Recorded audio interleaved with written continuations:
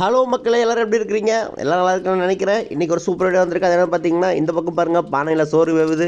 இந்த பக்கம் பார்த்தீங்கன்னா ஒரு சட்டியை வச்சு எண்ணெய் ஊற்றி கடுகு, வெங்காயம், கருவேப்பிலை இதெல்லாம் போட்டாங்க. அடுத்து பார்த்தீங்கன்னா சின்ன வெங்காயத்தை மட்டும் பேஸ்ட் பண்ணி வச்சுருக்காங்க, அதை ஒரு கரண்டி போட்டிருக்காங்க. அடுத்து இஞ்சியும் பூண்டையும் பேஸ்ட் பண்ணியிருக்காங்க, அதை ஒரு கரண்டி போட்டாங்க. இது வந்து பார்த்திங்கன்னா வேக வச்ச ஆட்டோட குடலுங்க. மஞ்சத்தூள் போட்டு வேக வச்சுருக்காங்க, அதை தான் போட்டு வணக்கிட்டு இருக்காங்க. இந்த வீடியோவில் என்ன வீடியோன்னு சொல்லாமே நான் உங்கள்கிட்ட ஸ்ட்ரைட்டாக வீடியோக்குள்ளே வந்துட்டேங்க. அது என்னென்னு பார்த்தீங்கன்னா, ஆட்டு குடலையும் ஆட்டோட ஈரல், நுரையீரல் இதெல்லாம் சேர்த்து ஒரு குட்டி கிரேவி பண்ண போகிறாங்க. அதை தான் மக்களே நம்ம பார்க்க போகிறோம். அதை தான் பார்த்துக்கிட்டு இருக்கணும் மக்களே.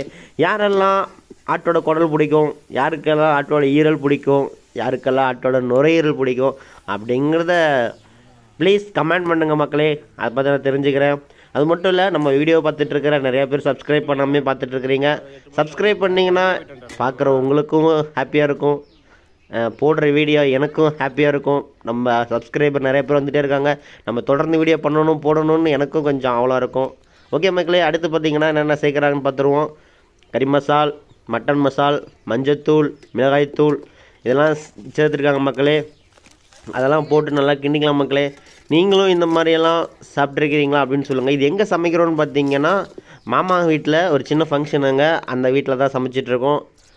அதனால் நீங்களும் சொந்தங்களோடு செஞ்சு சாப்பிடுங்க. அதோடைய சுவையே தனிங்க. காரம் இல்லைனாலும் சரி, உப்பு இல்லைனாலும் சரி, அதில் சுவை தனியாக இருக்கும். அடுத்து 2 தக்காளி போட்டுக்குவோம், தேவையான போட்டுக்குவோம். பாய் மக்களே.